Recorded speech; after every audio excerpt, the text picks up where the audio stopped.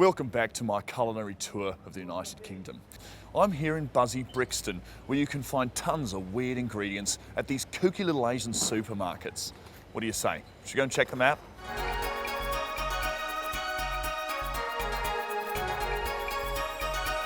Now, the first thing you'll really notice about these places is some of the incredible produce. I mean, look at this enormous blanched carrot. I've never seen anything like it, otherwise known as a moles.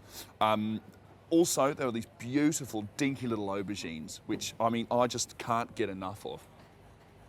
Got some more dinky items over here. Have some dinky onions. Are these onions? Shallots. Oh, they're shallots, yeah.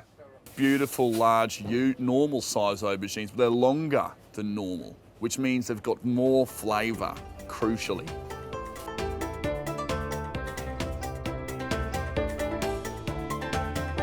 If you're looking for brands, my favourite one is the ones with all the writing you don't understand on. It's got a chubby little child on, it's a stamp of approval. Chicken marinade. Now this is from the Lee brand. Now these are one of my favourites because you know what? You can literally dip anything in there providing it's poultry. Tuna chunklets.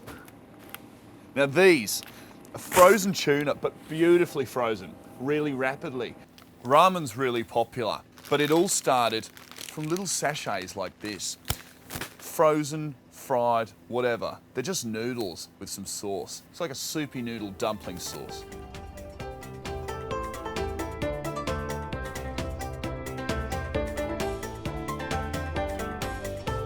It's got a little sheep on. Cute.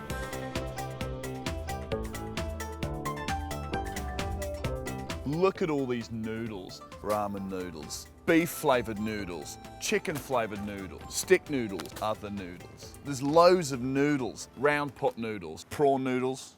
It's like Noodle City. Ups and downs. Tell me about it.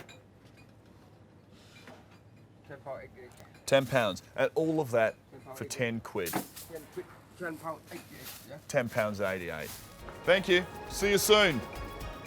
Right, got my ingredients. Now we're off to meet Henry Freestone, local chef and legend, who's hopefully going to show us how to cook something scrummy. So I was thinking, Henry, if you wouldn't mind, you could cook the fishes and I could probably start with them, and I could do the mousse after, and then we can just try and work on it together. Just kind of, sorry, goatee putty. And then we should wrap this up within an hour, if that's all right. Sounds great. Yeah, thanks. Henry's restaurant, the Peckham Cellars, has helped transform a frankly grubby part of town into a burgeoning hipster foodie hub. And when he's not serving up nano portions of seasonal grub, he's a member of an 8-piece reggae band. Yeah, man. So what are we going to be cooking today, Henry? We have a lovely mackerel salad with some kohlrabi, some spring onions, some pomegranate, maybe a bit of celeriac. Beautiful, that's great. So these are the breams we're going to be using? Mackerel, yeah. In Australia we call those sea breams. What's the first thing we're going to do? The first thing we're going to do is we're going to fillet our mackerel. Fillet the mackerel. It's a round fish. So which is what English people call bream. So I always use this knife. I got this from a Cantonese chef in Sydney Subway. So this is what you just said, round the gill. Round the gill. Yep. Round the gill, there. Both gills. There we go. You got two gills on the fish? Yeah, absolutely. Under the gill, not through the gill. Okay, and then I'm just gonna... Right, so we've got our 2 fillets. I sometimes like keeping a bit of the fish residue on the board, just to try and accent some of the legumes and the vegetables we've got with a little bit of salty tanginess.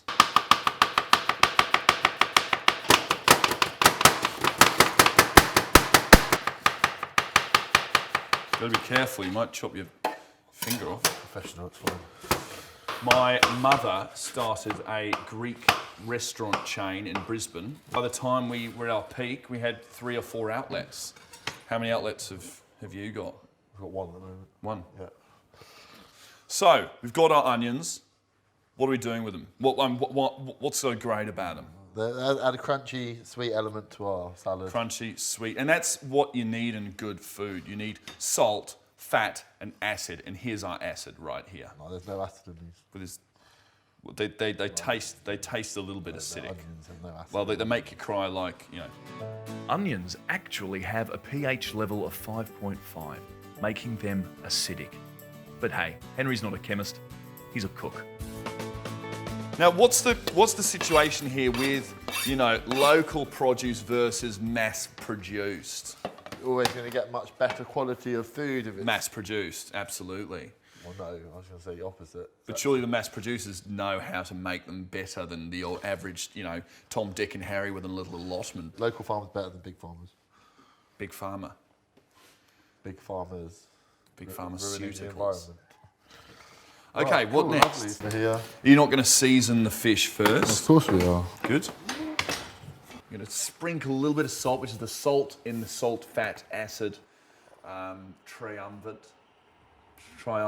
The really important thing really is colour, isn't it? Well, no, the most important thing is flavour is food. Flavour and colour.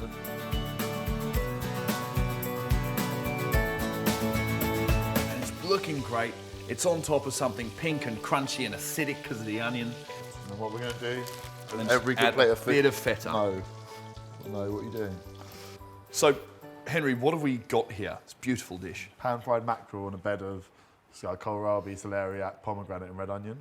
And a sprinkling of feta just to give it that extra zing it needed. Well done. Can't wait to try it.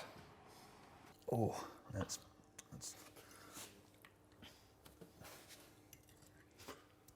I want to get it all on the fork, you know.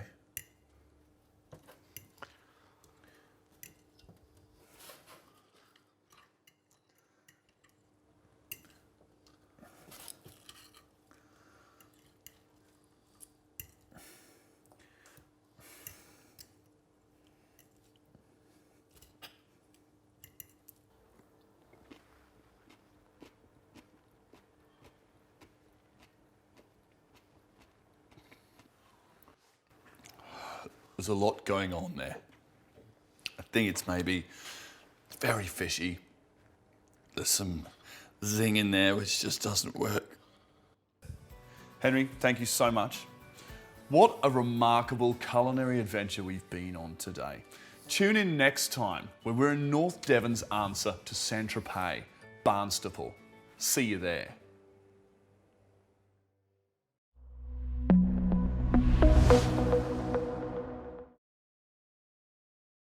We need you in the kind of zone. Oh, you're just getting it. Just getting a cloth. You said to me, Michael, that I could get the restaurants if she got the kids. And now you're telling me I've got to sell? No. Michael, I've got 40 kilos of frozen halloumi in there. What do you want me to do? I can't... That's about 400 gyros we're not going to sell.